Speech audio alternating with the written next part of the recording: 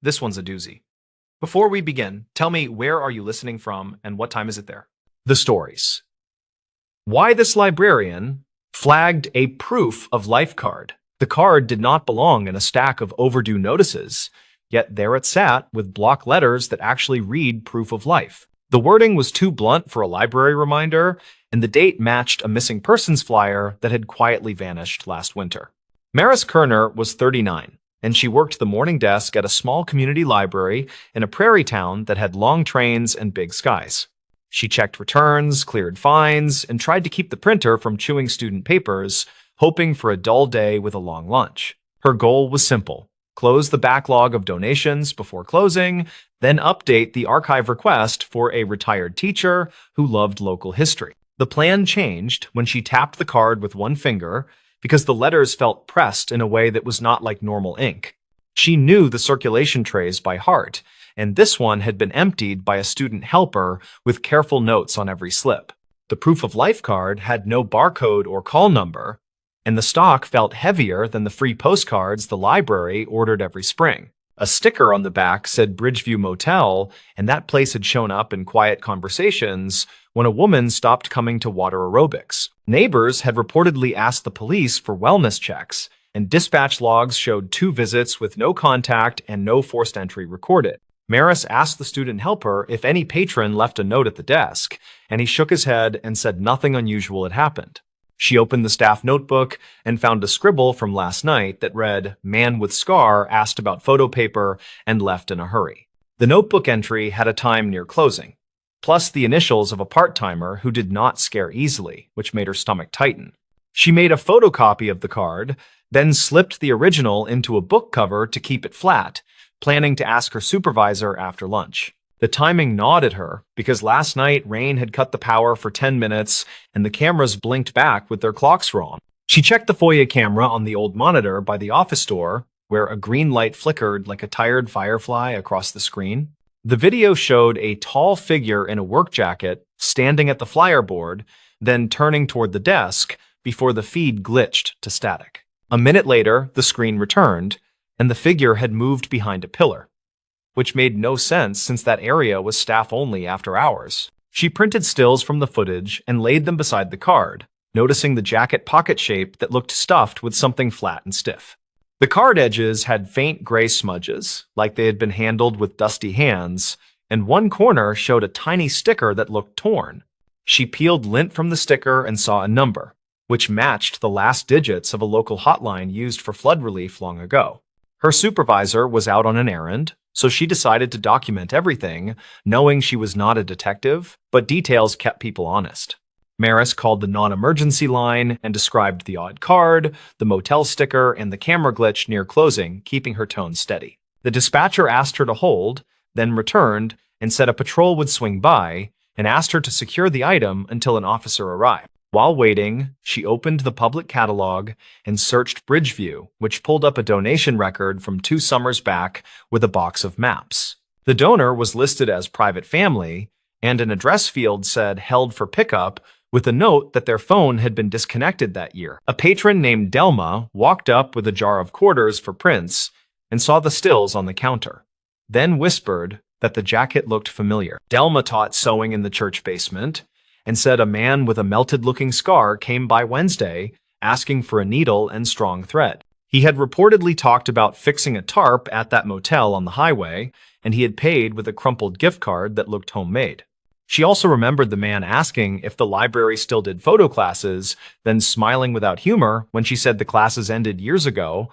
Maris wrote everything in the staff notebook, then cropped the foyer still to circle the jacket pocket with a blunt pencil, careful not to tear it. She opened her phone and checked an old neighborhood group where a post from late winter asked for tips about a missing woman named Ria. The post used the first name only and said she liked thrift store puzzles, and the comments mentioned a motel room that smelled like bleach. A follow-up comment linked to a news clip from 2019 about a different incident at the same motel, which felt like a bad pattern.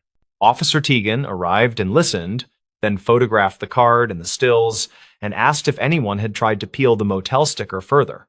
He turned the card under the desk lamp and breathed out because the raised letters were not printed, but pressed through from the other side. He slipped a thin blade beneath the sticker and lifted it enough to read a second word, which looked like the start of a last name.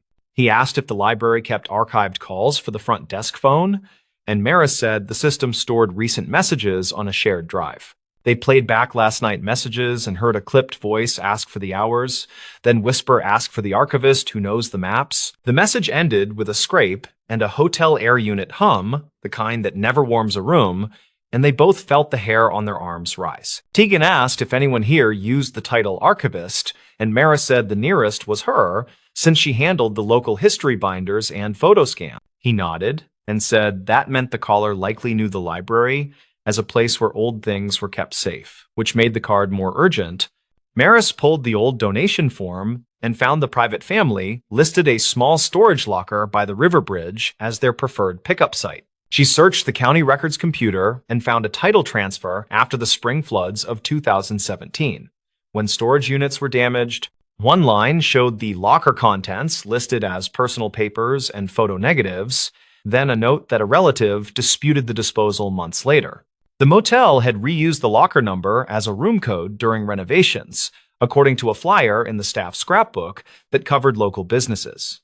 The proof of life wording now looked less mysterious and more like a desperate signal from someone who knew how librarians react to exact phrases. Tegan requested a welfare check at the motel and asked Maris to print the donation records, the foyer stills, and the message transcript for the file. He also asked if she had seen someone with a needle pack from the makerspace drawer, and she said the pack went missing last week after closing. He thanked her and stepped away to call, while Maris carefully slid the card into an acid-free sleeve used for rare pamphlets and early maps. A maintenance worker named Oren came in to fix the humming light over the copy station, and he noticed the motel name on the sleeve. He mentioned a rumor that their laundry machines ran all night, louder than any other place in town, like they were washing heavy canvas. He also said a delivery truck sometimes idled by the back doors in the rain, which he saw while plowing the lot during a late storm this spring. He looked at the foyer still and pointed to the figure shoes, saying they looked like rubber overshoes that left squeaky prints on polished floors. Maris opened the incident binder for building issues and found a slip from 2 months earlier about wet footprints near the history room door. The footprints were noted as narrow and shallow, like someone walked carefully to avoid noise, and the cleaner found a small thread stuck to a vent. The thread was taped to the page, a gray synthetic line that matched heavy-duty tarp edging from camping gear, which made her pulse quicken. She copied that page for Tegan, then checked the missing person post again, where a comment mentioned a puzzle with one piece sharp enough to cut. A second patrol car rolled past the windows, then slowed and parked, and Tegan met the officers near the vestibule and pointed at the sleeve. They spoke quietly, then one officer asked if the library had a public scanner capable of high resolution, and Maris said yes in the makerspace. They asked to scan the card under different light angles, which she facilitated, and the image showed faint impressions of letters on the back. The letters formed a simple phrase, which read, "Keep the lights on," and beneath it a date from late winter, which matched the first storm week. The motel manager arrived with an officer, having been contacted for a consent check, and he looked nervous as he scanned the card in the stills. He said the scarred man was not staff, but he rented a weekly room paid with a prepaid card that never seemed to run out, which sounded odd. He also admitted that a housekeeper found a stack of cut postcards in a trash bag and that he told her to toss it because business needed calm. He finally said a guest had reported a blinking red camera in the vending room, which he had not installed, and that the wires led to a locked door. Maris asked if the vending room had a public table where people leave free magazines, and the manager nodded and said the table was always crowded. She remembered the library boxes of maps donated by the private family and wondered if those boxes ever made it to storage, given the flood note. Tegan connected the details aloud, saying someone could cut old map postcards and press letters by hand, then seed them where a librarian would find them. He said the phrase "archivist who knows the maps" pointed directly at the library, not the police. Probably because the caller feared being dismissed. The officers requested to check the motel with the manager, while Tegan asked Maris to remain available by phone and to document any visitors. She nodded and watched the patrol cars pull out, then went to the makerspace scanner and increased the light angle on the card once more. A faint watermark appeared, not from the library, but from a local print shop that closed in 2015 after a family illness. She called the shop number, which now forwarded to a nephew, and he said remaining stock from the shop had been sold to a flea market outside town. Maris drove her own car on her lunch break to that flea market, a windy row of sheds with tables covered in tools and blank cardstock. She asked a vendor about heavy postcard stock, and he pointed at a box labeled Miscellaneous Prints, which included 2 stacks with the same watermark. Under the stacks, she found a small roll of black camera tape with faint dust, the same tape the library used to secure cords along the baseboards. The vendor said a man with a scar bought similar stock days ago and paid cash, and asked about a motel discount that no one had heard of. Her phone buzzed with a text from Tegan that said they found a hidden door behind the vending machines, which opened into a laundry tunnel. He wrote that a woman had been located on a cot with her hands taped, alert and speaking, and asking for a librarian by job title. He added that the woman was taken to a clinic and that she confirmed she made the cards on old map stock to get attention without causing panic. She had placed the card in the library because she remembered a winter program where librarians showed how paper holds impressions from firm pressure. Maris returned to the library and sat at the staff desk, quietly letting the fluorescent hum settle back into its usual dull chorus. She wrote a detailed account for the file, starting with the first odd feel of the letters and ending with the clinic update from Tegan. She noted each source she had used, including the archived calls, the foyer footage, the staff notebook, the donation records, and the local forums. She kept the tone factual and steady, because stories grow teeth when you rush them, and details keep those teeth from biting the wrong person. Tegan came back near closing and thanked her, then asked if the card could be logged as evidence, with a copy kept for internal records.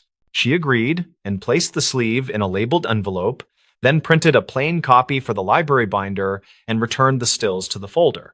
He told her the woman would be interviewed later and that she had given a first name only and asked that the librarian not be publicly named. He also said the scarred man had left during a shift change and that nearby cameras picked up a truck with a tarp that matched the gray thread. Maris locked the foyer board and removed early flyers that were no longer current, then called the part-timer who wrote the notebook entry.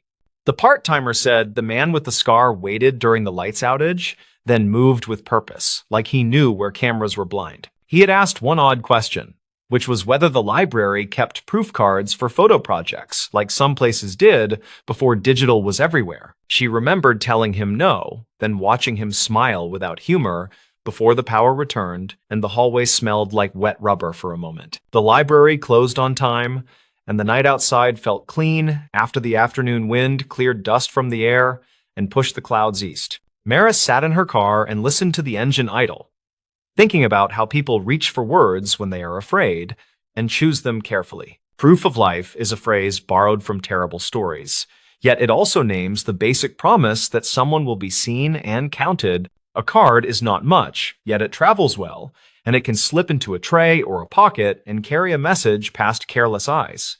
In the following week, a quiet update landed in the local paper, calling the event a welfare recovery with cooperation from community partners.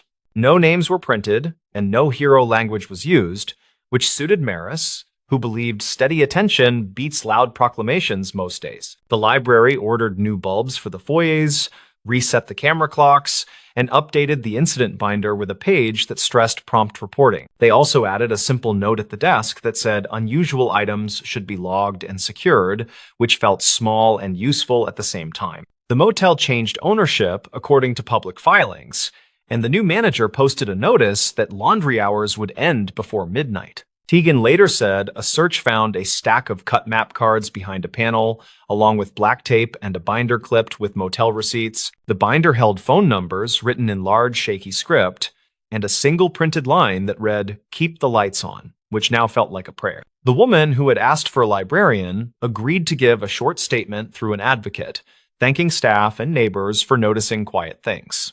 Maris kept a copy of the card scan behind the desk, not for display, but for training new helpers on why details matter even on slow days. When a patron asked how the week was going, she said it was steady and that they were tidying up the archives and fixing the foyer lights. She added that the library was a good place for messages that needed safe hands, because people here dealt in proof every single day. Then she went back to checking returns, because the work rolls forward, and a day with quiet shelves is often the loudest kind of relief. The stories. This motel room voicemail raised a separate question. On a rainy Tuesday, near the end of tourist season, a motel room voicemail carried a question that did not belong. It turned a tired end of shift into something careful and strange, and it started with a blinking red light. Dorian Pike worked nights at the Northway Motor Inn, 37, a patient manager who fixed things others ignored. The place sat off a service road past a truck stop, with a diner and a feed store as neighbors. He started that shift with a simple goal: balance the register, finish the towel count, and coax the ice machine back alive. The storm slowed arrivals, and the security monitor rolled its quiet grayscale loop of the parking lot. Housekeeping left a note about room 12, the kind of note other managers forgot to read. The bed looked unused after checkout, the television glowed at low volume, and the phone message light blinked at eye level. He carried a spare key, pushed the door open, and smelled damp carpet and motel soap. Nothing surprising. The news channel murmured through commercials, a static map of counties he could name without trying. On the nightstand sat a spiral notebook half full of block letters, a takeout cup, and a key card with the room number worn. He pressed the voicemail button with his knuckle because the button shocked him once in summer. A male voice filled the room with a flat question that stopped his hand, like a bad chord laid wrong. The voice asked, "Did you move the smoke detector again?" And then silence, followed by the system tone and cutoff. He replayed it twice, and the question felt like a pebble in a shoe, something to be dealt with. Smoke detectors did not get moved by guests without reason, and nothing about the room said routine or careless. Dorian checked the detector on the ceiling, a cheap white unit that did not match the others on the hall. The motel used one supplier for replacements, and this casing lacked their sticker and the penciled date inside. He stood on the chair, unscrewed the ring, and found fresh scuffs around the mounting plate, as if removed recently. The unit felt heavier than a sensor should, and the test light never flashed, which meant battery or guts. He set it down on the table, and the vent above the television rattled just a little with the wind. He turned off the television, let the room get quiet, and heard faint tapping through the vent to the next room. The motel had a habit of telling its secrets through noise, and he had learned that language over years. He stepped into the hall and knocked on room 14, where a regular was finishing a long week of field work. Quinn Hauer was 29, a cell tower contractor with a tool bag and a precise way of speaking. Quinn opened the door and said, "Heard the tapping, thought it was heat. But it kept hitching, like somebody counting seconds." Dorian nodded, thanked him, and walked back to room 12 with the detector in his hands and a growing list. He checked the guest ledger for that room, found the name Shane Bennett written in rough ballpoint yesterday afternoon. The rate was paid in cash with a $20 deposit, and there was a note about requesting a high floor. The motel only had 2 floors, which made the request sound like reflex, not preference, and it bothered him. He logged into the creaking PBX console behind the office door, a beige box that stored more than it admitted. The system kept message times, not caller numbers, but it stored archived call counts and extension traces within limits. The voice message timestamp put the call at 4:21 this morning when he had been home asleep. The system marked it as external to the motel, but without a number, which meant blocked or masked through a service. He played the message once more through the PBX speaker, and this time he listened past the words to the air. There was a faint horn in the background, not a car, something long and low that cut through the compressor hum. The town had 2 train crossings, one near the elevator factory, the other near the river access by Mill Road. The factory horn sounded higher by habit, and the river crossing had a long, lonely tone that travelers remembered. He wrote train horn in the notebook, then dialed the non-emergency line and described a suspicious device in room 12. He kept the language careful and factual, and the dispatcher asked for his name, then said a unit would respond. Housekeeper Irina Kowalski stopped by the desk to clock out. 58. Quiet. A 10-year veteran of the place. She saw the detector on the counter and said she smelled glue when she changed linens, thought it came from that. He asked if she saw anyone in room 12 after checkout, and she said only a woman with a baseball cap, She had a service bucket and a ring of keys, and Irina thought she was with maintenance since she walked like staff. There were two maintenance guys by payroll. Neither wore caps, and neither worked Tuesdays after 3 in the afternoon. He wrote this down, then checked a clipboard of deliveries and found a package signed by someone not on schedule. The box came yesterday morning for guest Bennett, signed by a scrawl that did not match any front desk initials. It contained a replacement smoke detector per the note, which made the blinking voicemail question feel heavier. Dorian carried the box to the office, found bubble wrap inside, plus a cutout where the detector had Saturday, tape residue stuck in a neat circle on the cardboard, and a tiny zip bag with nothing in it fell from a seam. He looked at the detector again under the desk lamp and noticed a slot behind the grill where no slot should be. He slid a paperclip in and clicked against something spring-loaded, which offered and then refused to move. The responding officer arrived while the storm thickened, and his boots left dark prints that dried like islands. He introduced himself as Deputy Holloway, 40, calm voice, and asked for the room key, the voicemail, and the timeline. Dorian played the message for him on the office speaker, and the train horn showed itself again under the words. Holloway wrote it down, then called in the serial from the detector, and the brand came back to a discount dropshipper. They walked to room 12 with the box, and Holloway took photos with a little camera that hated the low light. He gave Dorian latex gloves from his pocket, then pointed at the slot and said he would rather not break it.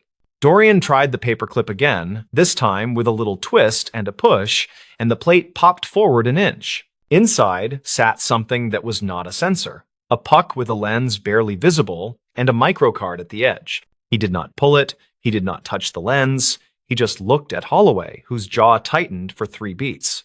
The deputy called dispatch and asked for a detective on call, then told Dorian to step back and breathe. The motel office had a rule about honesty with guests, which worked until honesty touched evidence and risk. Dorian printed a sign for the counter that said, "Service delay for weather," and the storm covered that small necessary lie. Holloway kept the room closed and waited for the detective, while Dorian returned to the PBX to audit messages.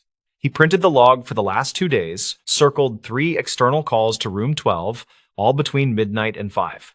He played the first 2 messages carefully, and they were empty hang-ups, with the same horn underneath and 1 faint laugh. He resisted all guessing and wrote horn consistent in a margin, then underlined the time of the 3rd message. He checked the security drive for the hallway, and the camera caught only the tops of heads and a bit of shoulder. At 3:12 this morning, a person in a cap walked by with a tote, turned left, and vanished from frame. Dorian paused on the frame and noted the sleeve stripes, a set of 2 pale bands near the wrist. Irina had seen a cap on the woman, and the frame showed hair tucked tight, with a loose strand at the neck. Detective Renner arrived with a kit and a steady patience, a mid-40s investigator who disliked motel carpet. She listened to the voicemail twice, glanced at the detector, and asked Dorian to walk her through intake and checkout. He explained the cash payment, the request for a high floor, and the delivery for a detector that should not change. She wrote as he talked, asked about prior incidents, and he mentioned 2 privacy complaints from summer travelers. Those complaints stopped after he replaced room units from the same run, and he had kept the receipts and dates. He pulled copies from the accordion file, and she photographed them, then asked whether any rooms shared vent passageways. He described the vent layout, straight shaft between rooms in pairs, with thin walls that carried sound farther than comfort. Renner nodded and walked to room 14, asked Quinn to step into the hall, and confirmed the tapping report. Quinn described the pace like a metronome, not random, 2 taps, then a short pause, repeated until the thunder started. Renner wrote it down, and Dorian drew the pattern in a margin, then realized something he had missed earlier today. The television in room 12 was on the news channel at low volume, which travelers often used as a decoy. Some people left it on to pretend someone was inside, which meant the room might have been staged after a quick exit. Renner opened the detector with gloves and eased the card into a tiny envelope, then sealed it with her initials. She asked Dorian about any computers to view file sizes, not contents, just metadata, and he shook his head no. She used her agency laptop to check what the card held, and the screen reflected in the blank television glass. The card contained multiple files named by date and time, a standard naming scheme, which meant scheduled recording, not motion. Renner closed the laptop without opening anything and said the specifics would wait for a warrant and a lab. She asked for the guest profile again, and he gave the same summary, plus the note about the signed delivery receipt. Dorian returned to the box and saw a faint watermark in the cardboard that read Consolidated Freight with a Town. The town sat by the river tracks where the Longhorn lived, and the company ran a warehouse near the ramp. He wrote the company down as an external lead, then called the number printed on their listing from a web search. He asked, in his perfectly polite desk voice, whether any packages left for a motel guest yesterday morning. The dispatcher said they handed one small box to a contractor with a name that matched no employee on file. It was recorded on their log with a time, and the signature block contained the same scrawl as his earlier photocopy. Renner thanked him for the call, took the information, and said she would handle any next contact with that company. She requested the spiral notebook from the room, and Dorian placed it in a bag, pages open to the block letters. The letters contained hotel names and highway exits, a list of routes that matched a traveler who did not like surprises. Some lines included cable channel numbers, others included lamplight wattages, and one included the word ceiling with a star. Dorian remembered a complaint from 2 weeks ago from a different guest about a beeping detector in room 5. He checked his maintenance log and found he replaced that unit on a Wednesday after a short argument about deposit charges. He fetched the old detector from the storage shelf, where broken things went to wait for disposal, and compared its weight. The broken one felt light as expected, and the one from room 12 felt like two of them taped together. He unscrewed the broken one and found no strange slot, only dust, a dead battery, and the usual brittle plastic. Renner watched from the doorway and nodded, then answered her phone, and her yes sounded like cautious confirmation. The non-emergency dispatcher had pulled 2 archived calls from the spring that sounded similar, not identical, but close. Each referenced a detector, each asked whether it had been moved, and both targeted rooms paid in cash and late. Renner asked Dorian to print any copies of photo identification kept on file, and he showed the log policy instead. The inn did not photocopy identification unless the card used for payment had a name mismatch or a mismatch with booking. He looked at the lobby camera track for the check-in, and the frame showed a jacket with sleeve stripes again. The face never lifted to the lens, and the cap brim hid most features, but the build matched the hallway pass. The storm eased into a steady pour, the kind that makes a street look polished, and the motel sign clicked. Renner gave Dorian a statement form and asked him to write what he did and why, as precisely as possible. He wrote that a voicemail raised a secret question about a smoke detector, which is not a thing guests ask. He wrote that the detector was wrong for the room, that its weight felt off, and that a slot existed. He wrote that a horn in the background suggested a location near the river tracks and that a freight watermark helped. He wrote that a woman with a cap carried a tote down the hall, and that tapping came through the vent. Renner finished securing the room and returned the hallway to regular use, with a note to keep room 12 closed. She told Dorian that similar devices had surfaced in short-term rentals nearby, and that his details tightened the pattern. She thanked Irena and Quinn for their help, then left with Holloway and the sealed card and the odd detector.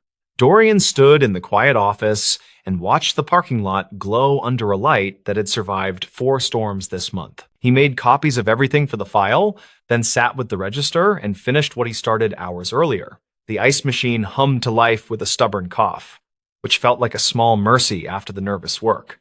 2 days later, Renner called to say the voicemail mattered more than he realized because of the horn and the freight.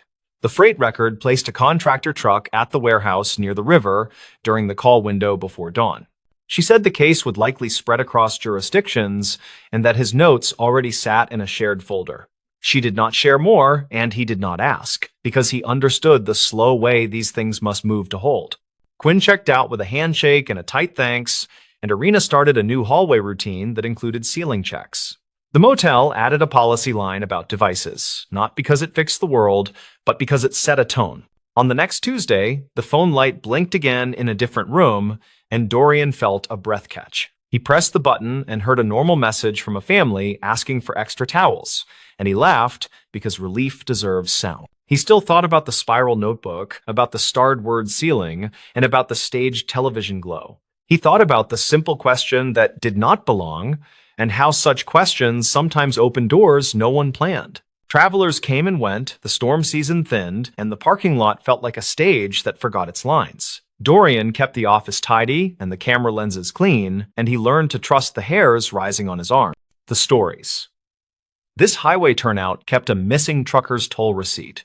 The turnout sits between scrub pines and a windblown ditch, and it held a toll receipt longer than anyone realized. The receipt came from a night when a driver stopped for 6 quiet minutes, then disappeared beyond the concrete barriers. Dorian Hale worked highway maintenance for the county, age 37, and he took pride in simple, measurable things. His Thursday assignment was routine line checks, with a side errand to clear debris from an overflow grate near the eastbound turnout. The morning felt ordinary as he idled the orange pickup, sipped gas station coffee, and clipped a laminated checklist to his clipboard. He pulled on gloves, set cones, then walked the shoulder counting reflective posts, and he hummed a tune he could not place. At the turnout, he knelt by the grated culvert, where stray plastic and crushed cans made a soggy stripe against rusted mesh. A folded paper showed only a blue stripe and a timestamp smudged by rain. The paper was stiff, thin, and heat-printed, the kind used at toll plazas that still handed cash change. He eased it open with a screwdriver tip, read a plaza name he recognized, and traced a time almost exactly 2 years back. The fare matched a commercial axle count, and a faint pen mark read Brandt in shaky block letters. Dorian knew the surname because his father still kept a clipped article about a driver named Silas Brandt. The story said a veteran hauler left a warehouse near midnight, then failed to deliver a load of drywall and never returned calls. Investigators canvassed truck stops, pulled camera footage, and searched an exit ramp pond where a guardrail once stood bent. The county replaced that rail within a week, and Dorian helped pour the new anchors under a bitter early spring sky. He remembered the way troopers scanned the water with side-scan gear, and he remembered a family photo taped to a utility pole. The picture showed a smiling man with deep crow feet lines, wearing a ball cap shaped by years of Sunday. He set the receipt on the warm truck hood, and he felt a nervous pull he did not want to ignore. He radioed dispatch for a non-emergency inquiry, explained he found what looked like a toll slip, and requested guidance from the patrol office. The operator took his badge number, logged the time, and said an investigator would call once she could review the old case file. The call came after lunch from an investigator named Fenna Ortiz, who spoke carefully but asked direct questions. She confirmed the surname matched the missing driver, and she asked Dorian to secure the paper in a clean envelope. She told him to keep working as usual because she needed to check archived calls and bridge camera timestamps before driving out. He locked the receipt in a plastic map pouch, finished the great work, then walked the turnout with a slower, sharper eye. The asphalt showed faint striations where heavy rigs often idled, and a single bolt head gleamed bright against dull gravel. A cracked mirror shard lay half buried near the weeds, reflecting a tuft of cloud that moved like something alive. He logged the shard as debris, snapped a photo with a timestamp, and saved it among his maintenance images from earlier weeks. The images, he realized, showed the same corner of concrete week after week, and the corner looked slightly cleaner today. That thought returned him to the culvert, where the receipt had been wedged behind a lip most drivers never noticed. The patrol cruiser pulled up near too, and Investigator Ortiz stepped out carrying a clipboard and a small camera. She was mid-40s, concise, and she asked for the sequence from his arrival to the moment he opened the folded paper. He described the gloves, the screwdriver tip, the awkward angle at the grate, and the exact place where the paper caught. She photographed the culvert, the hood of his truck, and his gloves, then placed the receipt in a fresh evidence sleeve. She asked whether he had heard of any scavengers or roadside sellers who might pick through turnouts in quiet hours.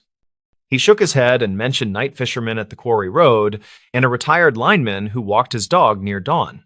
Ortiz had already checked dispatch logs from the night Silas vanished, and those logs showed 2 calls near that turnout.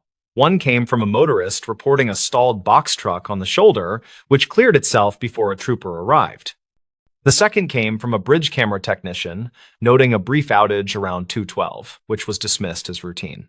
She asked permission to pull Dorian's maintenance photos, the ones covering every week around the 2-year mark. He agreed without hesitation and forwarded the entire folder, even the blurry shots he usually deleted at the office. Ortiz scrolled methodically, then paused on an image taken exactly 3 days after the reported outage at the bridge camera.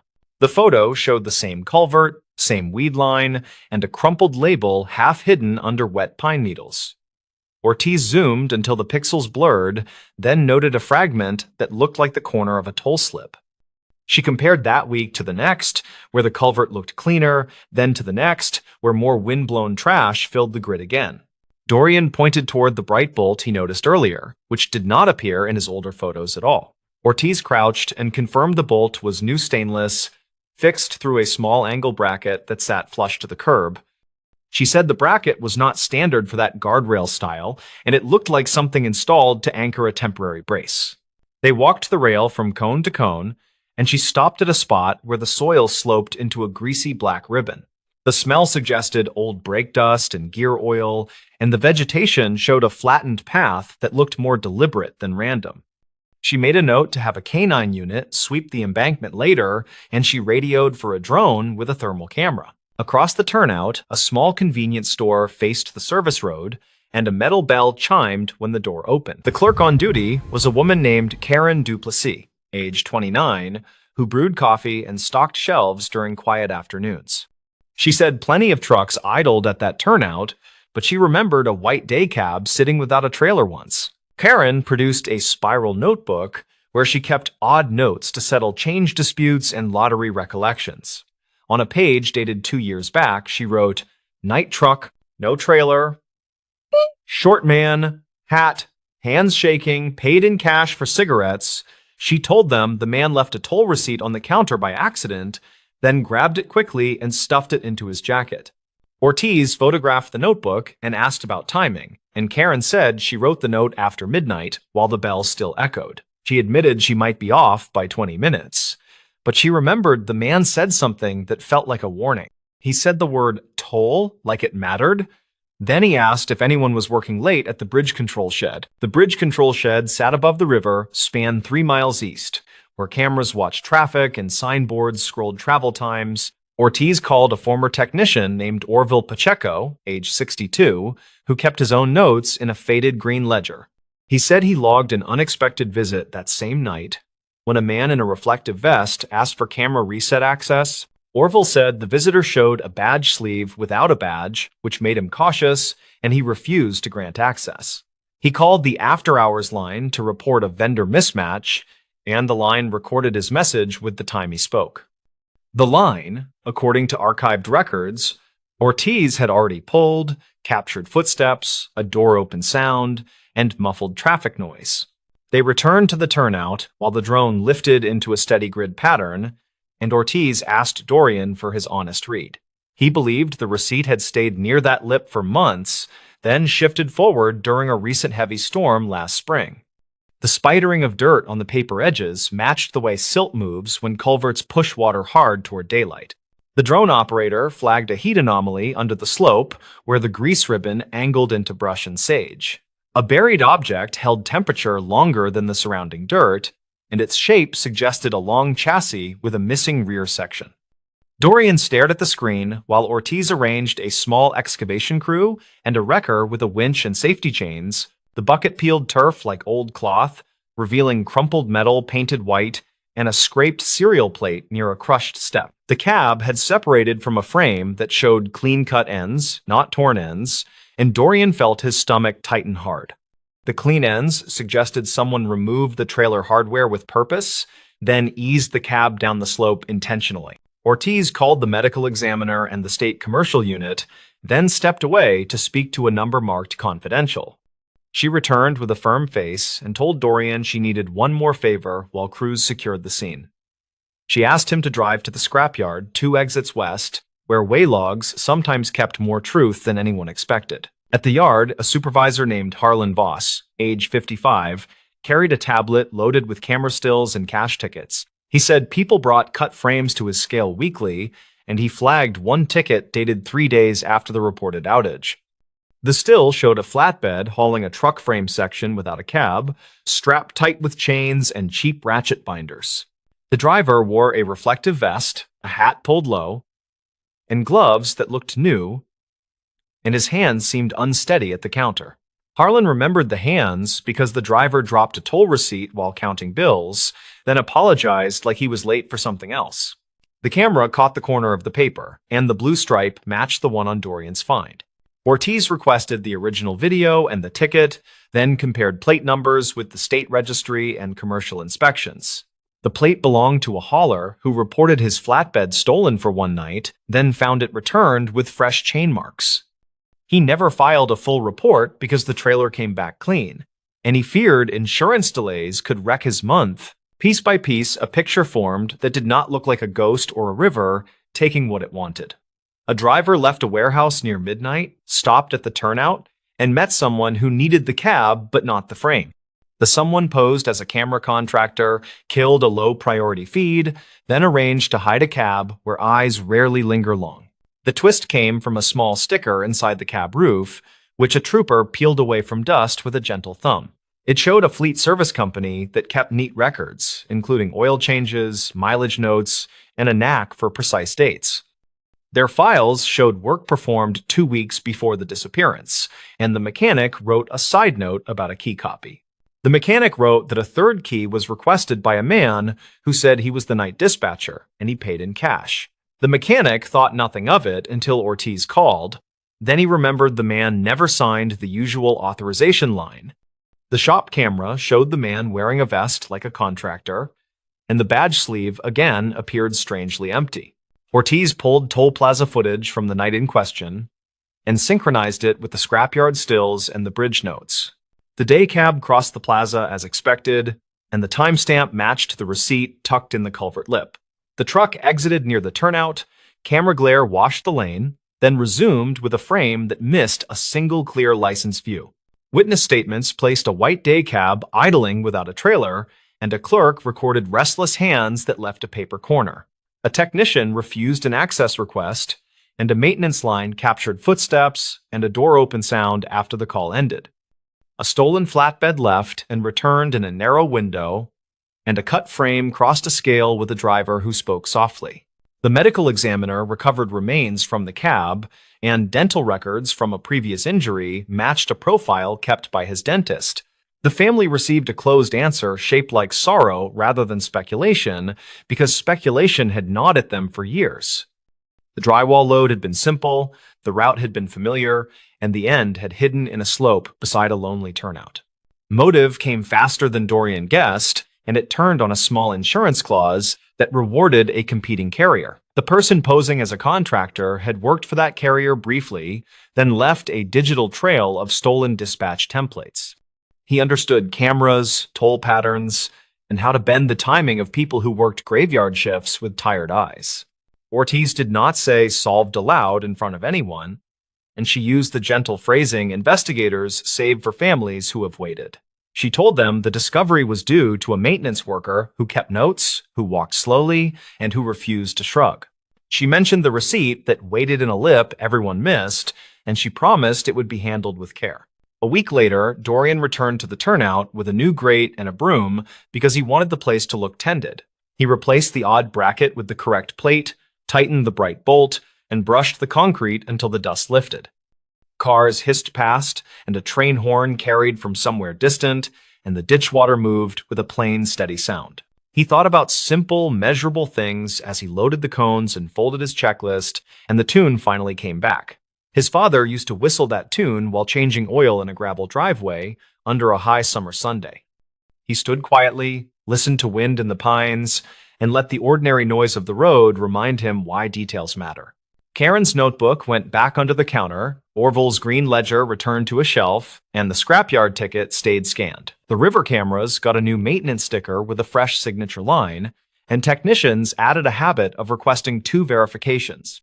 The county posted a small plaque at the turnout with no names, only a line about patience and careful work. When Dorian passed that spot after later storms, he slowed as a reflex, and he watched small things settle where gravity pointed. He understood that places remember without meaning to, and that a crumpled paper can hold a night in its faded stripe. He started stopping for coffee at the store more often, just to say hello and to count the steady ring of the doorbell. The road kept moving, trucks kept downshifting on the grade, and the turnout regained its ordinary shabbiness in summer heat. Dorian did not tell the whole story to anyone at the diner, and he did not dramatize what the cable hooks revealed. He kept the memory in the quiet pocket of workdays, where tools sat cleaned in their tray and notes lined up square. There was no miracle in any of it, only a patient chain of human attention passed hand to hand without ceremony. The receipt was not miraculous either, it was simply patient, wedged where water and wind forgot to sweep. A missing driver got his name back in a single sentence, and a family traded uncertainty for grief that could finally breathe. Years will pass, and that turnout will keep catching wrappers and leaves, and a worker will kneel to clear them. Someone will hum without knowing why, and maybe remember how a small slip of paper can outweigh a rumor.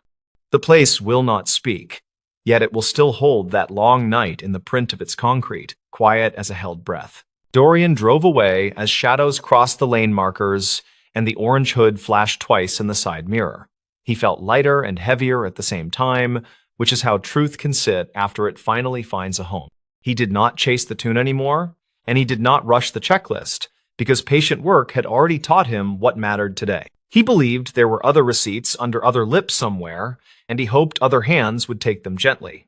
He kept his camera roll tidy, his gloves clean, and his pencil sharp enough to write down what needed remembering.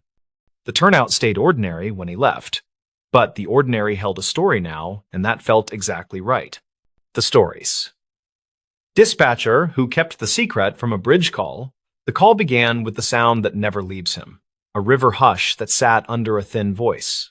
On the log, it read as a welfare check near the west span. The timestamp matched the shift change. The tower camera sent a smeared view of headlights, and the wind pushed rain and slanted ropes across steel. He wrote the first line in block letters. Male caller. Alone? No traffic lane blocked. Unknown age. Unknown intent. In training, they, from the start, had said, the first 10 seconds decide the rest. He believed that for years. He had a plain goal that night. Finish paperwork early, drink the cold coffee anyway, and get home before midnight. Kellen Duarte, age 38, worked as an emergency dispatcher in a river town that never liked headlines. He lived quiet. 2 rooms over a grocery where the owner knew his name and saved him bruised peaches. He was good at the slow voice and the clear questions. He kept a notebook with dates and little arrows. On the tape, his opening line sounded the same as always. County Communications, tell me what is happening. The caller coughed, then said he was at the railing near the center truss. He asked for no sirens. Kellen clicked a marker on the map and moved the cursor a hair so the unit tags would not overlap. He asked for a name, and the caller hesitated like he was picking one from a shelf he had not visited. Call me Ross, the man said, then added something about the water looking like foil if you did not blink. There was a push of air like a mic against a jacket, and the traffic under the bridge hummed steady. Kellen kept the tone even, told Ross that people could meet him where he stood, and asked what brought him there. Someone I loved died on this bridge, Ross said. And his voice steadied, like he had waited to finally say it. In his log, Kellen wrote the words that mattered. Loss stated. Prior connection to scene. No weapons reported. Calm speech. From the other console, Nira scrolled road closures and passed him a sticky note that read, Northbound lane is clear. He muted the room feed for a second, so the printer squeal would not land in Ross's ear and spook him. He asked the year of the loss, and Ross said it fast, like it tasted bad. 2014. Kellen repeated the year and let the silence work while he dispatched a patrol car and a medic unit in the background. He knew the story people told about that year. A sedan climbed the curb during a storm and hit a contractor. The papers had run one photo of cones and a dropped hard hat. No names followed, just an archived blurb and rain. From the tower camera, a freight train horn carried along the riverbank, then faded as the unit names flashed en route. Kellen asked if Ross knew the person who died by name. Ross said he knew the face and the last words. A small thing changed in Kellen then. A sound from the record shelf in his mind fell flat and stayed there. He once took a midnight call from a work crew foreman near the same span. He kept that tape in memory. Ross said the last words were not for him. They were for a dispatcher who told the crew to hold 10 minutes. Kellen tapped the headset cushion, careful to keep the room quiet, and asked where Ross had heard those words. Ross said he had heard them from a phone found in a cracked case under the North Pier after the storm. He said the phone worked for one day after the rain stopped, and that he had played the last message recorded. He said the message was from County Communications with a different voice, and it told the crew to stay clear. Kellen felt the old shift wash through him. The storm year had ended in a tangle of rumors and a closed memo. He had read that memo while filing tired overtime sheets. He filed it without speaking and chose to keep moving. On the camera, one pair of headlights slowed near the shoulder as if a driver could sense the weight of the rail. Kellen radioed the nearest cruiser to stage 2 blocks off with lights off, and he asked Nira to notify the medic quietly. He asked Ross to tell him who the contractor was, and Ross said the name with a short stop between first and last. The name matched the contractor mentioned in the closed memo, except the memo had spelled the name without an accent mark. Kellen wrote the name as Ross said it, exact and careful, then underlined it once for the transcription that would follow. He asked Ross why he came now and not earlier, and Ross said an anniversary sits on the mind like a stone. He also said that the memo never named the dispatcher who told the crew to hold, which was why he had called.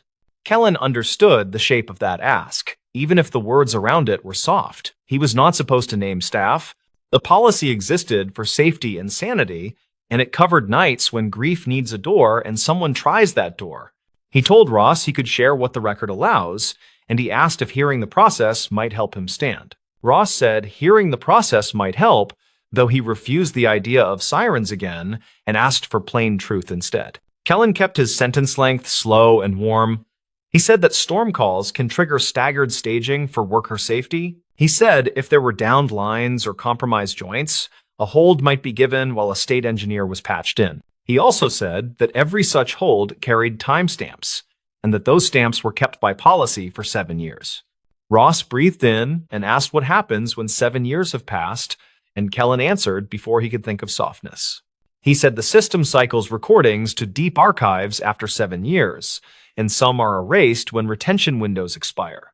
Ross said he had a copy in case the archive could not confirm. Then he claimed the voice on the tape named a company. He said the tape used a phrase that a dispatcher would not use unless someone off-channel asked for a careful delay.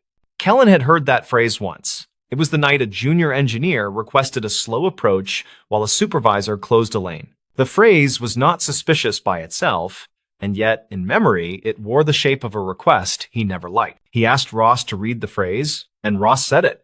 Hold 10 for a clear handoff if site control is missing. Nira glanced over with a look that said, do not get pulled into the river. Kellen nodded and kept the pace steady. He told Ross he could not speak to motives of old voices, and he could not name a colleague or contractor from memory. He said he could meet Ross with a sergeant who knew the policy, and they could file a supplemental report for records. Ross said he was tired of reports. Then he asked a new question. Was someone paid to push that hold in the storm? Kellen chose his words like glass marbles placed in a line. He said he had not seen evidence that proved a bribe. He said he had seen maintenance slips that missed dates in years with bad weather, and he had seen budgets cut twice. He said contracts sometimes shifted mid-season, and miscommunication could look like intent when viewed through grief and time. The cruiser staged in the dark lot of a bait shop, and the medic idled near a closed diner with frosted windows. The tower camera picked up 2 figures near the midspan, and the wind made their jackets move like wet flags. Kellen asked Ross if someone stood with him, and Ross said a cyclist had stopped and was holding a flashing light. He asked the cyclist for the phone, and the cyclist, shouting through wind, said he would hold the light where Ross stood. Kellen brought the cruiser onto the bridge, slow and quiet, then asked Ross to look over his right shoulder for headlights. He said he would keep talking while the car approached, and he would ask simple things about the person lost. Ross began to tell a short life. He said she had a laugh that came in bursts, and she liked folded maps. He said she had taken a night shift to help a younger sister, and she kept a lanyard with a faded tag. He said he watched her set cones before the storm hit, and he watched the curve where the sedan took the line. He said no one saw the driver afterward, and the report guessed water pushed evidence downriver where it turned to silt. He said the tape he found made his chest hurt because someone with a badge kept people where the wind was worst. Kellen said he heard the pain and he believed the sincerity. Then he asked Ross to step back from the rail 1 foot. He said small choices add minutes, and minutes stack into plans, and plans turn into days that someone can live through. The cruiser moved a foot at a time. The officer called in with a whisper to confirm eyes on the subjects. The wind kicked a tab of paper along the sidewalk, and the camera caught it hopping like a small animal in rain. Kellen asked Ross about the cracked case at the pier, and Ross said the fisherman who found it gave him the phone. He said he cleaned the mud with rice and heat, and the screen woke like a held breath and showed the saved audio. Kellen pictured a kitchen table with towels and a humming space heater and the stubborn work of saving a last voice. He told Ross that someone who would do that kind of work could also stand away from the edge and breathe tonight. Ross said people kept calling him crazy when he brought the phone around, and one clerk said to forget old storms. He said he would go if someone could promise the message would not vanish into a hole where things get lost. Kellen had a rule: never promise anything that depends on someone else. He made a different promise instead and wrote it down. He said he would take a copy himself, and he would log it as a citizen recording attached to a supplemental report. He said he would list the time and origin as provided, and he would initial the line and add a contact number. Ross went quiet, and the wind filled the line again, and the cruiser stopped a car length away with no flashers. The officer on the bridge said he saw a second person keeping distance, and the cyclist raised the light toward the railing. Kellen asked Ross if hearing a small true thing might help him come off the rail. Ross told him to say it plain. Kellen told him there was an internal review back then, and it did not find a bribe, but it did find a silence. He said a manager failed to file a conflict disclosure, and a vendor had a nephew on a crew scheduled for that week. He said the manager resigned before the report made the rounds, and the findings lived behind a line marked personnel matter. He said he had read that line with tired eyes and wished it said more, and that was the part he kept. He did not say the other part out loud, which was the line about a recommended reprimand for delayed notifications. He did not say the name of the dispatcher who missed a handoff while moving units during the storm shift. He did not say that the reprimand belonged to him for a calendar mistake that lost 2 minutes when the server lagged. He believed the 2 minutes had not caused the death, yet he carried them like a coin that burned his pocket. Ross stood very still. He asked why no one told the public that someone had been asked to resign quietly.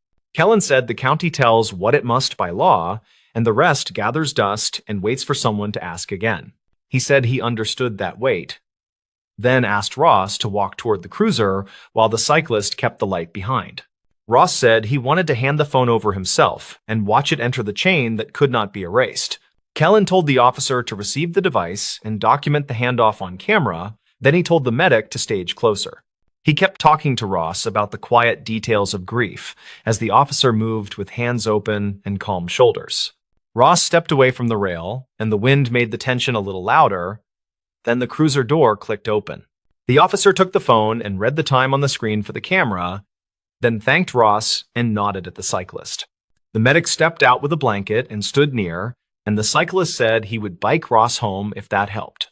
Kellen set the line to a low hold and told Nira to mark the recording flagged for retention review and supervisory copy. He also wrote a note for himself to call records in the morning and ask for a manual pull from the deep archive. He would say the citizen copy exists and should be paired with any surviving log from the storm year for clarity. He would not say the rest, which was that he had been the one to misread the calendar view during a switch. He shifted to the closing questions that help people move. Any harm today? Any plan tonight? Any safe place to stay? Ross said he would stay with a friend who owed him a favor, and he would bring coffee to the cyclist as thanks. He said he would wait to hear if the recording matched the archive, and he would not visit the bridge again at night. Kellen said someone would call him within 3 business days, which felt safe to offer, and he wrote his own number anyway. He signed the log with a quick line and filed the incident under welfare resolved with evidence collected and no injury. The bridge camera caught the cruiser pulling away slow while the medic followed, and the cyclist lights faded toward the trail. Nira slid over a cup with fresh coffee and asked if he was okay, and he said yes, since people had stepped off safe. He picked up his notebook and drew a small square around the words he had written, which read, "Keep the silence clean." He drove home as rain dripped from the awning of the grocery, and the owner waved from a dark window with a thin smile. He unlocked the door and set his notebook on the table. Then he took the spare tape recorder from a drawer beside the sink. He spoke the date and the incident number and a short summary.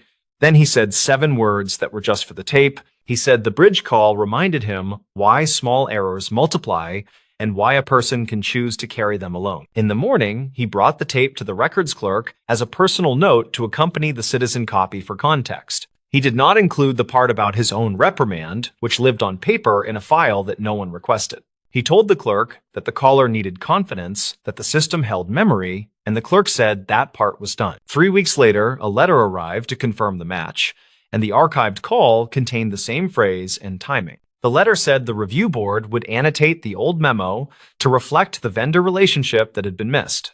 It also said the findings still pointed to weather and a panicked driver as primary causes rather than any delayed instruction. Kellen stood at the window and read the lines twice, then folded the letter and slid it under the notebook cover. He walked the long way to work and past the river that pretended to be quiet, while tugs moved lumber under the span. He thought about the part he had kept and judged whether it belonged in daylight or whether it still lived best in private. He decided to hold it until it served someone to hear it, which was not the same as hiding and felt closer to care. The stories. Ranger Station Ledger flagged a missing permit at dawn. At first light, the Ranger Station Ledger spat out an alert that one backcountry permit number did not reconcile with issued copies. The overnight dispatcher circled the entry in red marker and wrote missing, which was the only word nobody wanted to see. Latham Reyes was 39 and worked as a field ranger who managed trailheads, radios, and the old metal key cabinet. He clocked in early, poured coffee into a chipped mug, then read the ledger twice and felt the room shrink.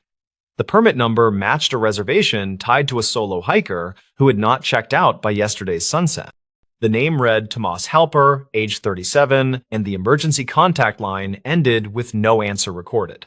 The station had a routine for this exact situation, which looked simple on paper and complicated in real life. He pulled the overnight radio log and the reservation printouts, then called the county dispatch desk for archived calls. The dispatcher on duty answered with a clipped voice and confirmed one brief call near dusk from a nearby pullout. The call dropped before the location pinged twice, so they logged it as incomplete. The park sat in a mountain chain that people photographed from a highway turnout that smelled like hot brakes in summer. Locals said the place had thin borders where trails overlapped with old timber tracks and forgotten mining access roads. Latham set a simple goal for the day, which was to verify whether Tomas walked out early and skipped the desk. Some hikers did that, and he hated how often it fooled staff into sounding alarms. He decided to check cameras at the east exit and the service road past the old quarry first. He taped the ledger alert to his clipboard, added radio times from the night log, then headed for the truck with a paper map. A gray Subaru with mud caked behind the plates sat in the day lot under a fading trailhead sign. The plate number matched the permit file, so the vehicle check became the trigger that changed the plan entirely. His voice on the radio stayed steady, but he felt that familiar pressure behind the eyes that always came with missing cars. The last ranger who ignored a parked car overnight still had nightmares about the aftermath that followed. Latham walked a slow circle around the Subaru and took photos of the interior through the windows. He counted a blue windbreaker, a gas station coffee cup, a folded receipt, and an orange wrapper with the corner torn off. He logged the items in his notes and called the plate to the county line to confirm registration. The response came back clean, with a mailing address to a city 2 hours away and no active warrants. 2 backpackers in their late 20s shuffled by and looked at the Subaru like it might answer a question. The woman spoke first and said they passed a guy at the junction near the ridge after a late climb. She described a man with a close beard, a faded cap, and a limp that looked like a boot rubbing wrong. She added that he asked about the shortcut to the lake, which did not exist, then waved and kept moving. The guy with her nodded, then said the man had a new pack that made his shoulders ride up like he was not used to it. Witness statements always came salted with memory gaps, yet both details felt real in a way that mattered. Latham thanked them, wrote their names and numbers, then reminded them to check out at the station before they left town. He pulled the dash cam card from the station truck used on the evening loop and plugged it into the office laptop. The last loop showed nothing on the service road, then a fragment of taillights near the quarry gate at gray dusk. The timestamp matched the brief call window from dispatch, which made his coffee taste like metal. He froze the frame where the taillights blinked and magnified the shot until the pixels bled and swam. The shape of the car looked like a small pickup with a roof rack, which did not match the Subaru in the lot. He saved the frame, printed it, and stapled it to the ledger alert for a later look.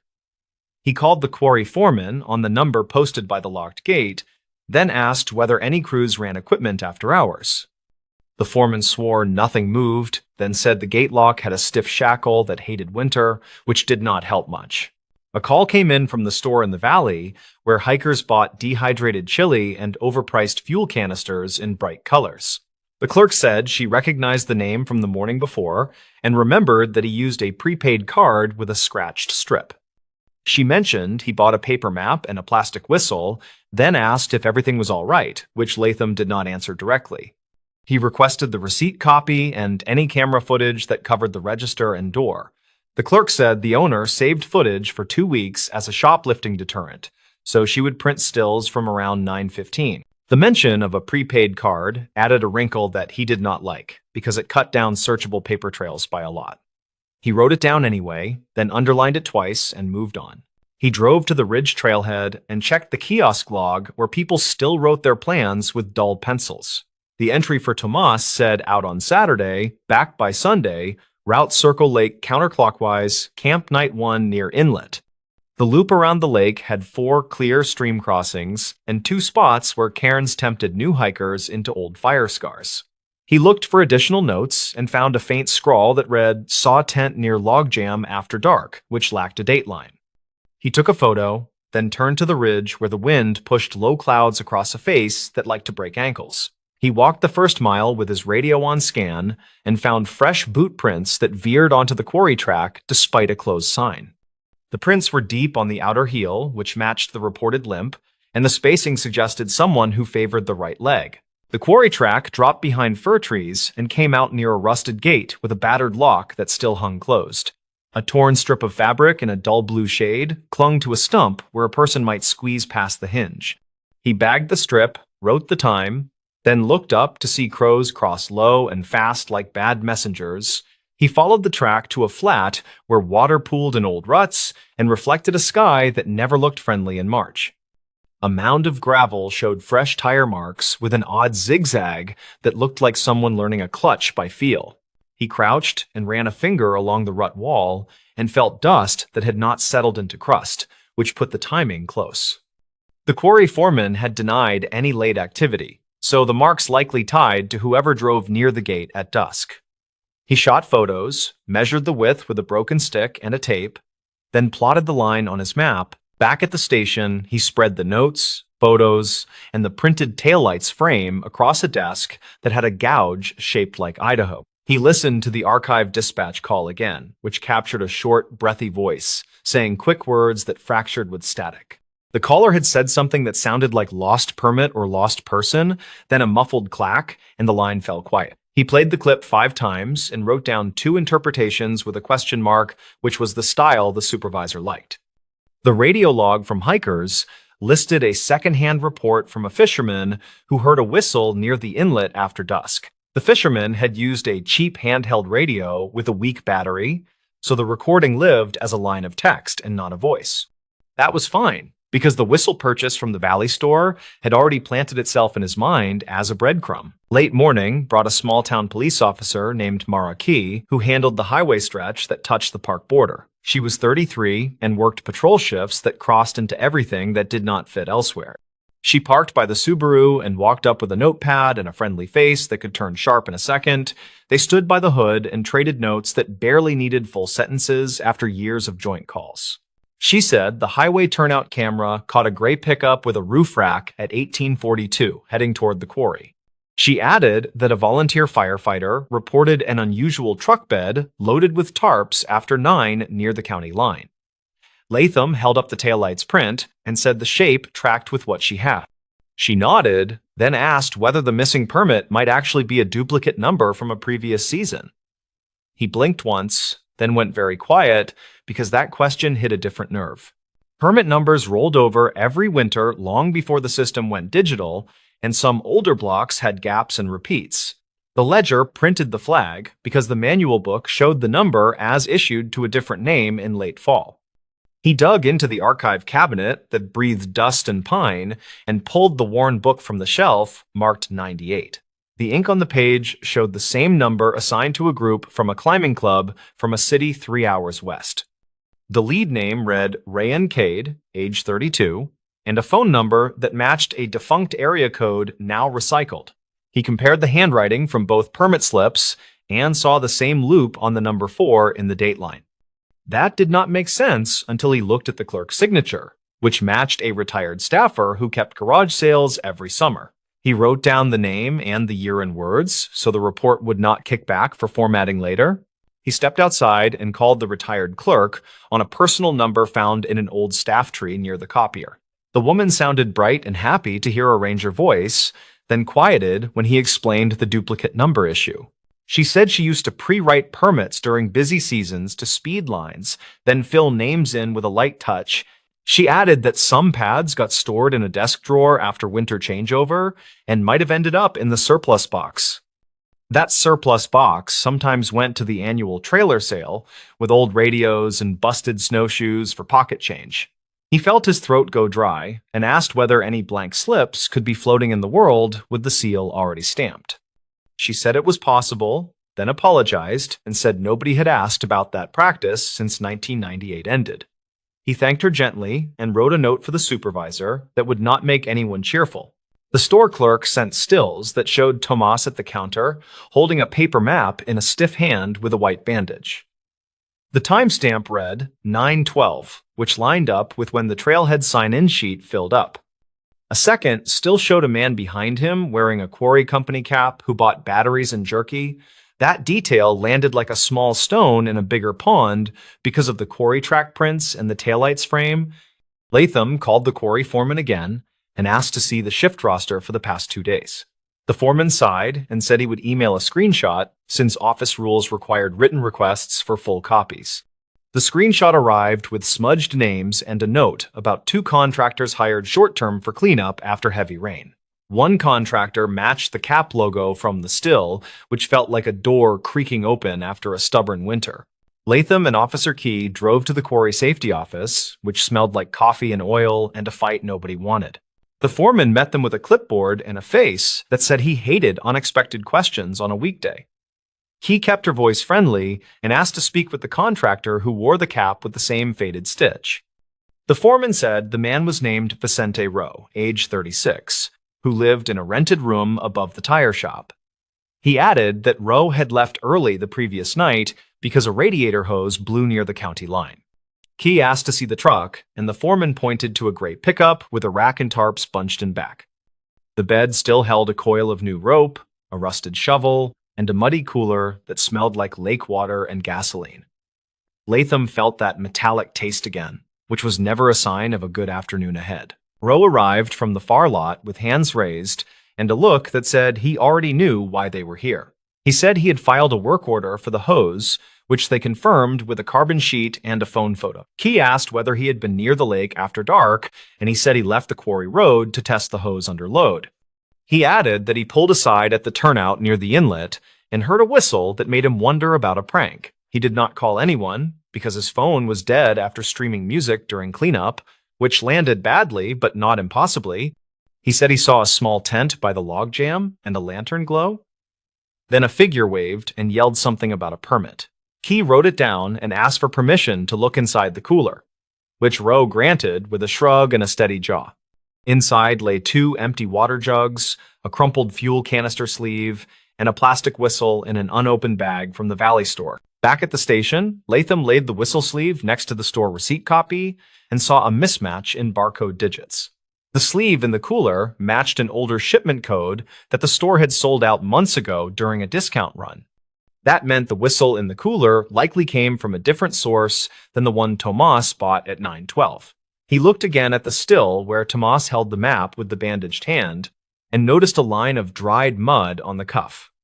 The mud looked pale and powdery, which matched the quarry fill used to stabilize the service road after storms. He wrote a timeline that pinned Tomas at the store, then likely at the quarry road, and finally near the inlet after dusk. He wrote a parallel line for Roe that put him at the quarry, then on the same road, then near the inlet while testing a repair. The lines felt too neat until he added the duplicate permit issue that now seemed like a hinge rather than a footnote. He dug into the city address on file for Tomas and found a rental building with mailboxes that had newer locks installed last winter. The property manager answered with the cheerful speed of someone who wanted a clean day and already knew it was lost. She said a man with that name had paid cash, kept to himself, and left 2 weeks early with no forwarding note. She also said a different name had appeared on a delivery label once, which the courier mentioned when buzzing the wrong unit.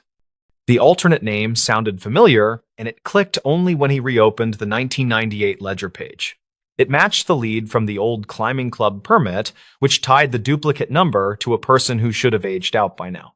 The detail did not mean they were the same person, but it did mean someone liked to reuse names tied to old paper. Officer Key ran the alternate name through an old case index that kept records of search and rescue incidents on paper and microfilm. A report from 2 winters back described a fake distress call at the same inlet that lured volunteers into a risky night crossing. The caller used a prepaid phone and a different name, yet the voice transcription carried similar clipped phrasing and rushed breaths. The motive at the time seemed like a cruel prank, and nobody had linked it to anything tangible after the snow melted. Latham rechecked the gap between the whistle report and the dropped call and found a sliver where a person could move a short distance. He called the firefighter who reported the unusual truck bed and asked whether the tarps had looked wet or pulled tight. The firefighter said the tarps were tied tidy and dry, then added that the driver waved like a man who wanted to be seen. Afternoon shadows drew long, so they hiked to the inlet with a drone from the county that tracked heat signatures. The drone skimmed treetops and sent back images of the logjam, the bank, and the flat near the old survey marker. No body, no fresh campsite, just flattened grass near the logjam where a tent might have stood during a short decoy. They found 2 sets of prints, one deep on the right heel and one narrower with an even stride that cut toward the quarry track. Near the waterline, he found a paper map folded in a way he recognized from the still, which made his chest go tight. The map held a smear of pale mud and a faint X near the old prospector's trail that dead-ended at a slide. He bagged the map and stared at the X until it felt like it stared back, then marked the spot on his own copy. The slide path opened into a shallow cut with wooden forms left from a never-finished footbridge project funded in 2005. He followed the forms until he reached a square of ground tamped hard as a table near a tree with a scar. The earth felt too tidy for random hikers, and the tree scar had fresh resin that caught light in a clean yellow bead. He brushed aside pine duff and found a buried plastic box that held a stack of old permit slips with the seal already stamped. The slips matched the retired clerk's pre-written style, and several had Rancade typed in a cheap courier font. A second stack carried blank lines and a stamp pad spot like a kit for people who wanted official-looking paper for a plan. He felt a chill that did not come from wind, then called Key over and photographed the box from 3 angles. The twist revealed itself slowly, as if embarrassed to be simple after such a day of layered rumors and tire marks. Someone had staged a missing hiker using a duplicated permit number and a prepaid trail of receipts to trigger a standard response. The purpose was not to vanish, but to bait a small law enforcement swarm toward the lake while a second person moved cargo from the quarry. The zigzag tire marks in the gravel now read like a practice route for a heavy load that needed a quiet window. The fisherman's whistle and the tent glow created a cautious pause in anyone tempted to check the inlet on foot. The taillights near dusk were a partner vehicle that pulled close to the logjam, then backed out during the start of the false search. The target was not a person, but scrap copper and tools stored in a locked shed near the service road past the old quarry. They found the shed lock sliced clean with a battery saw when they returned with the foreman and a bolt cutter key. The inventory list taped inside showed spools of copper wire and fuel additives that had resale value in cash-only salvage yards.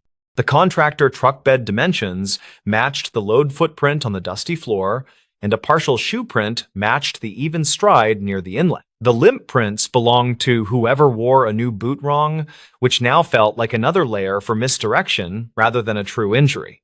When confronted, Rowe did not fold, but the quiet employee who ran the tire shop room rentals gave a statement.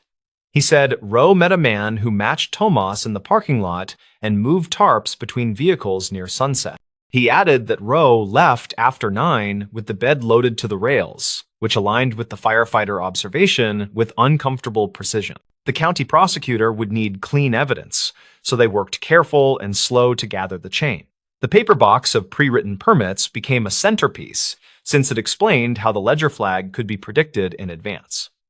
The duplicate number drew attention at dawn by design, which pulled eyes away from the road where cargo rolled past a gate. The prepaid receipt at the Valley store placed a decoy at a predictable time, which witnesses could later repeat with conviction.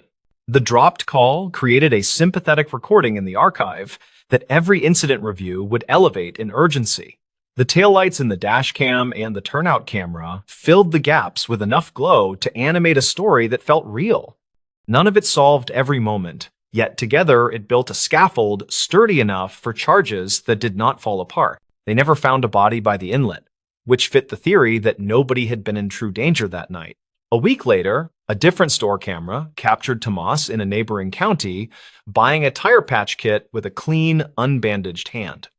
The clip went into the case file under reportedly cited, along with a printout of the copper sales ledger from a salvage yard off the highway.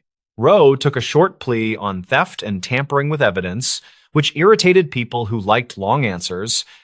The paperwork on the duplicate permits triggered a policy change that barred pre-writing anything since 2021 onward. The retired clerk cried in the parking lot when she learned her old shortcuts had fed a scam, then hugged Latham like a nephew. He told her people adapt to pressures they do not design, and the fix mattered more than the blame. When the Subaru finally left the lot on a tow, the trailhead looked as ordinary as a grocery aisle on a Tuesday. Officer Key stood with her hands in her jacket and watched the tow lights climb the hill toward the highway. She said the simplest cons always hide in systems that run on habit and paperwork. Then she smiled without much humor. Latham looked at the ridge where the wind never ran out, then at the ledger that still sat on the desk. He thought about the whistle and the map and the soft faith people place in official stamps and good intentions. Later, he locked the station, and the rafters creaked in the cool like an old house learning a new rule. He drove past the turnout and looked once at the lake, which held its secrets with the stubborn patience of cold water and granite. He told himself they had not solved every detail, but they had nudged the pattern toward daylight, which was enough for now. The stories. This motel room voicemail rerouted search teams that winter. They kept saying it started with a motel room that smelled like old coffee and bleach, and with a voicemail nobody expected. The recordings came out in late winter after a storm knocked power across the county and kicked the motel phones awake again. Rhea Tavener was 37 and worked as an emergency coordinator for a spread-out mountain county that never felt ready. She had a habit of keeping paper maps rolled in a rubber band and a small camera tucked under her parka. That morning, she wanted only to rebalance commitments and check that the warming shelter had enough cots for the week. She planned to drive the Ridge Road, swing by the radio repeater, and be back before lunch. The incident started when the Nightlark Motel on the highway called the non-emergency line with a strange message they could not clear. The manager, a tired man named Cal Rudd, told the dispatcher that a red light on room 26 blinked, and the phone kept chiming. He said the display showed a new voicemail that would not delete, and he wanted someone to listen because the guest had left. Rhea took the secondary call because the sheriff's deputies were stacked with fender benders on the main grade.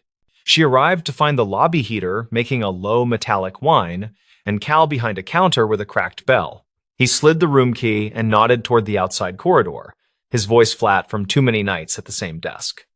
Rhea used nitrile gloves from her field kit, then lifted the handset and dialed the code that the placard said would access messages. The voicemail opened with a tone and a computerized voice reading the timestamp in a clipped monotone. The date announced sounded like last night near 10, according to her quick notes scratched with a blunt pencil. The message that followed had the kind of audio that police technicians describe as close but muddy, and it made her shoulders rise. A woman whispered that a man was hurt, and she asked for help. Then she mentioned mile marker numbers and a guardrail that bent inward toward a runoff ditch. There was wind noise and the distant thrum of trucks, and what Rhea believed might be the quick chirp of a turn signal. The caller finished with words that sounded like two names, then a tired exhale, then silence long enough to raise goosebumps on her arms. By the time she walked back to the lobby, the dispatcher had already compared mile markers that matched those numbers on the East Highway spur. A search team was gathering at the fairgrounds with 2 four-wheelers and a county plow driver who knew every ditch by seat memory. Rhea signed the log and relayed what she heard, and her own words hardened into directions that sent good people toward a cold bend. An hour later, a second caller reached the tip line and said they had heard the same voicemail when calling the motel to complain about their refund. That person repeated the marker numbers and added that a dog barked once in the background, which persuaded the consensus further. Witness statements began clustering around the East Spur, and a deputy noted in the dispatch log that he had seen a bent guardrail near marker 32 2 days prior. The search teams rolled that way in a slow line of lights that looked brave against the blank sky. Rhea drove separately and scanned plow berms that faced the wind, because snow settles in patterns that trap fresh tire ruts longer. She told herself that the timestamp was clean, and that the voice felt close, and that people needed her to stay practical. The first mile produced a stranded sedan with a dead battery and a sheepish driver, and the second mile delivered a drift that swallowed half the lane. They found nothing that matched a serious wreck, only plastic shrapnel and a glove lost last week, which made her think about timing again. Back at the fairgrounds, a radio operator replayed the voicemail on a speaker, and the group leaned in. Rhea asked Cal for the motel's phone vendor contact, and he brought out a binder with hand-printed notes in thick marker. She called the vendor and asked about power cycles and about date behavior when the system lost time, and the technician promised to check archival events. She returned to the voicemail and listened for anything that placed a person rather than a highway, because people leave fingerprints in sound if you keep still. The second listen gave her something new that felt small but pointed. Right after the caller said the mile marker numbers, the wind changed tone for half a second, then a faint clack sounded like an elevator door. That did not belong near a rural guardrail, and it made her write elevator with a question mark next to it, which was not her usual habit.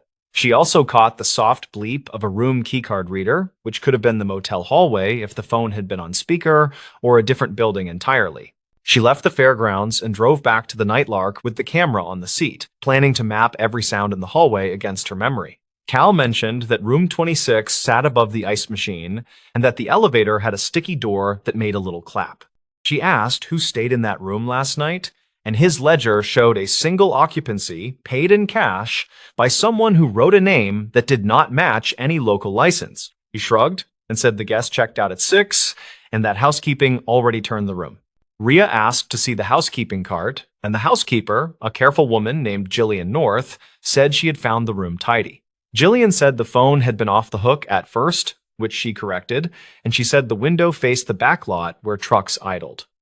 Rhea asked if anyone had used the lobby phone when power returned, and Jillian said a traveler borrowed it while waiting for a ride that morning. That detail felt important because lobby phones sometimes route through the same server as the room phones, which can create strange behavior. The vendor called back and reported that their server recorded an abnormal offset during the storm, which could shift timestamps for local voicemail. He said the system fell back to a factory clock tied to a different zone, and then resynced once the internet returned, which can mislabel messages. He promised to send a small report, and Rhea wrote down the gist, then underlined the word offset because she disliked anything that moved signposts during a search. The dispatcher added a note in the log with that information, and the group paused to reassess direction. Rhea listened again and measured the gaps between key clicks and the turn signal chirp, and she kept hearing something like a vending machine compressor. She stepped into the hallway and held her phone down by the ice machine, and her recording later showed the same humming cadence. The voicemail might not have been a live plea from a ditch, but could instead be a message recorded in the building and then captured by the motel system during the storm. She asked Cal whether any old messages archived on the server could return as new after a reset. Cal admitted that he had once lost all messages after a lightning strike and then found them again as new after a technician visit. He said the phone guy joked about ghosts calling back to settle their bills, which did not sound funny to Rhea at that moment. She pressed for dates and asked whether past incidents lined up with heavy weather, and he nodded toward a clipboard full of repair tickets. The dates matched cold weeks when snow slid from the roof, and the idea of an old message waking up felt more likely with each line. The next step was to figure out who had left the recording, and whether the details pointed to the East Spur or somewhere entirely different. Rhea asked for prior registration cards for room 26, and Cal produced a stack bound with a rubber band that snapped on the counter. She gently sorted through and found a multi-night stay from late last winter under a name that also did not match a license. The rate was discounted for cash, and the note column said, "Truck Lot View," which fit the sound of idling engines in the message. She then called the State Patrol office and asked for any incidents last winter that involved a bent guardrail near any similar marker numbers. The trooper on duty searched reports and told her there had been a slide-off on the West Highway spur near marker 32 during a storm in late February.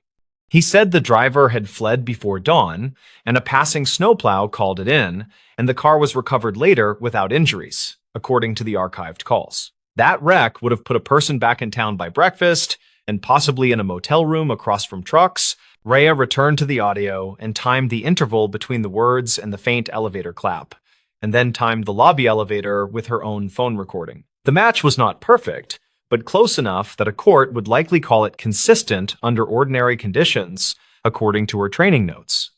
She also realized the turn signal chirp probably belonged to a guest being dropped at the front door, not a car on the highway. The dog bark could have been a pet in the lot, which often happens near the vending area after check-in.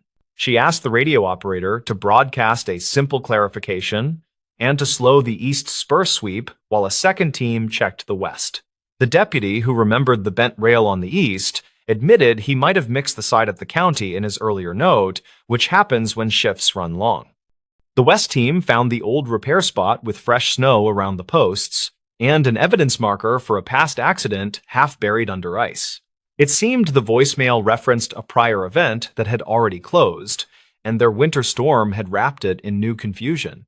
Rhea then visited the neighboring diner, where the night shift sometimes noticed details people forgot to hide, and she asked about the guest who paid in cash. The server, a college student named Del Finch, said a man sat alone near the window around 9, then stepped outside to take a call. Del remembered because the man cupped his hand over the motel phone receiver in the lobby, which struck Del as old-fashioned, and then asked for a ride to the bus station. That would place the phone call inside the building. During the same hour, the voicemail claimed she requested the motel camera footage for the hallway by room 26, and Cal said the system stored 2 weeks, which happened to straddle their storm. The timestamp on the clip showed a flicker at 9:58, right before the server saw the man on the lobby phone, which made her careful notes lean toward a local recording. A county technician extracted the audio from the clip, and while it was muddy, a mechanical ding from the elevator landed exactly where her earlier timing suggested. The odds of a live highway recording sharing those indoor sounds felt very small. The twist arrived quietly when the vendor finally sent logs that showed the voicemail database replayed queued items after resyncing and labeled some as new. One item matched a stored call from late winter last year that had been partially corrupted, then reconstructed during the reboot.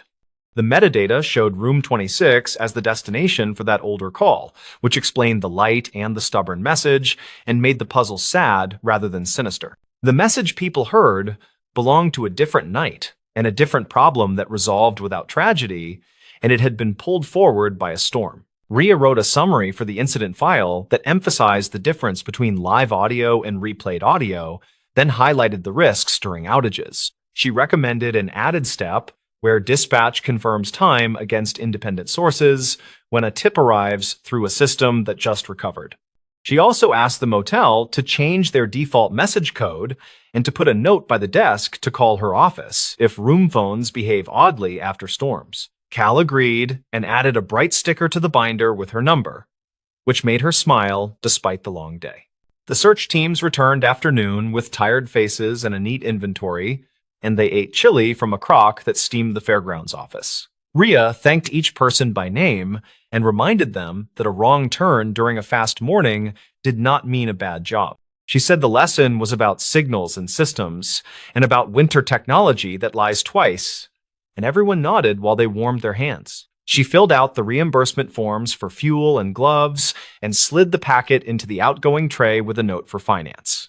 In the evening, she sat at her kitchen table with the paper map unfurled and marked the motel with a small circle. She added a line toward the west spur and penciled in the marker numbers with a question mark to reflect how close memory can sit to fact. She listened to the voicemail one last time through headphones, and this time the vending machine compressor sounded obvious enough that she wondered how she missed it earlier. Fatigue makes patterns where there are none, and urgency can turn a whisper into a highway without much effort. A week later, the vendor installed a firmware update that locked time against a battery backup so power glitches could not shift anything. The sheriff added a line to the dispatch checklist about confirming independent clocks, and the radio operator taped a bold reminder above the console. Jillian named the ice machine Manny as a joke in the break room because it hummed in the same rhythm as the recording. Dell laughed and said the elevator still clapped, but only when someone shoved a luggage cart too hard against the door. In a different winter years ago, the same storm pattern had toppled a repeater and blacked out an entire valley, which lived in Rhea's head. She thought about that while walking past a wall of snow tools at the supply shed, and she decided to put spare batteries for hotel systems on the grant list. It felt like a small change inside a big map, and that was how she survived seasons that piled risk on top of routine tasks. She pinned the grant idea to her bulletin board and wrote a short sentence that read, "Verify time before direction." No one ever found the man who left the cash registration during the recent night because he boarded the bus and vanished into ordinary life. The earlier driver from last winter had been located and fined, according to the archived paperwork, which made that thread tidy in the official sense.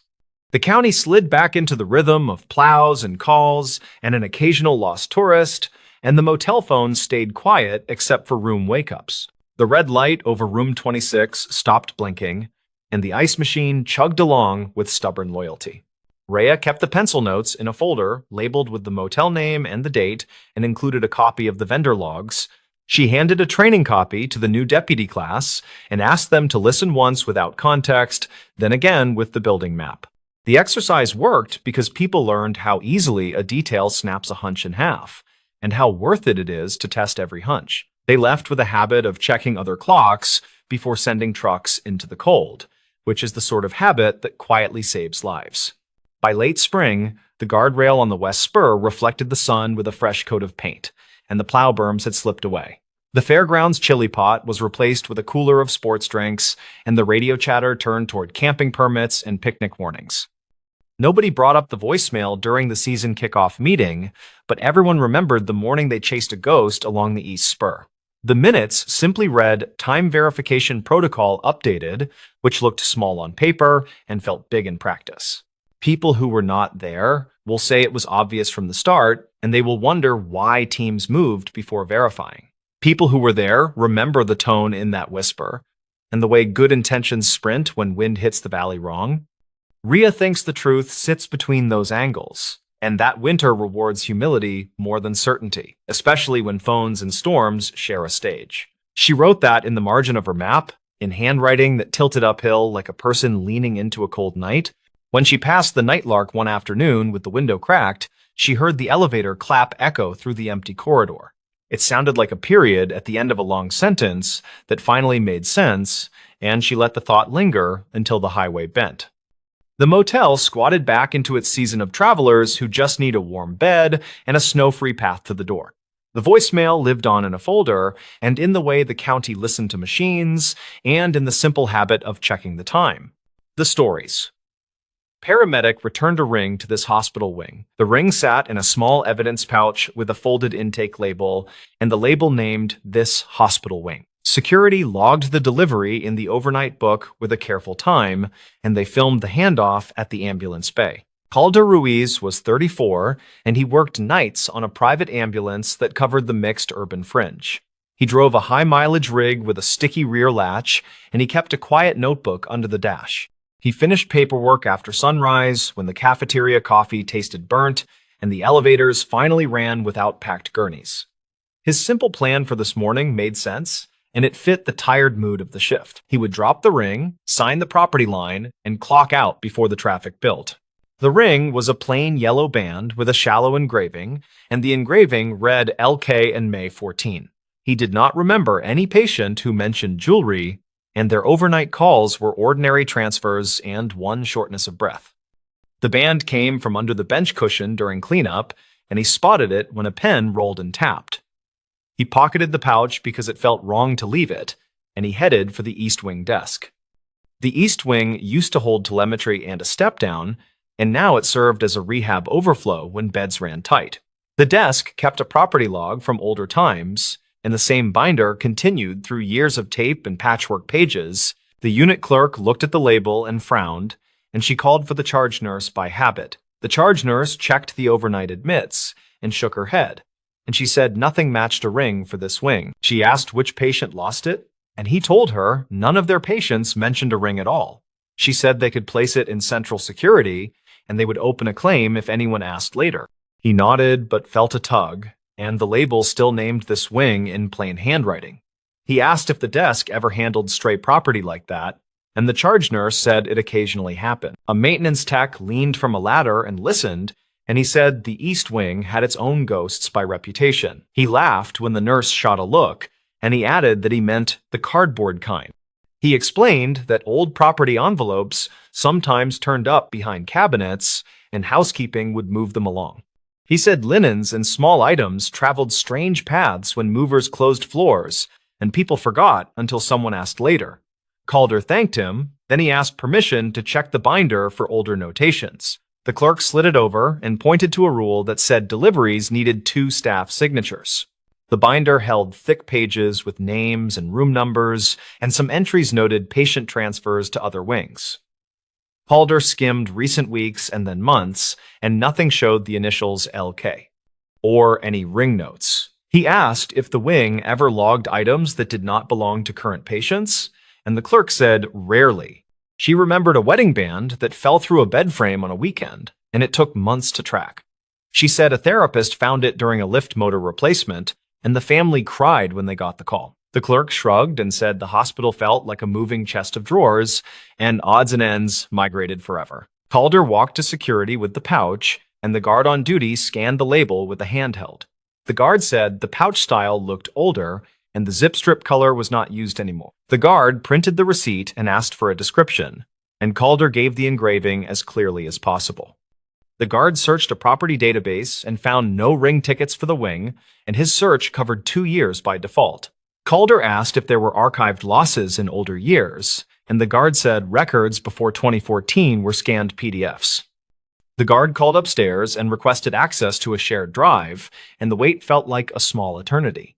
Calder stood under the camera bubble and reviewed his shift notes, and the notes listed 4 dispatch times with addresses redacted here. He wrote a short line about a transfer from a rehab floor with a pleasant dog calendar, and he wrote another about a night custodian who kept a radio.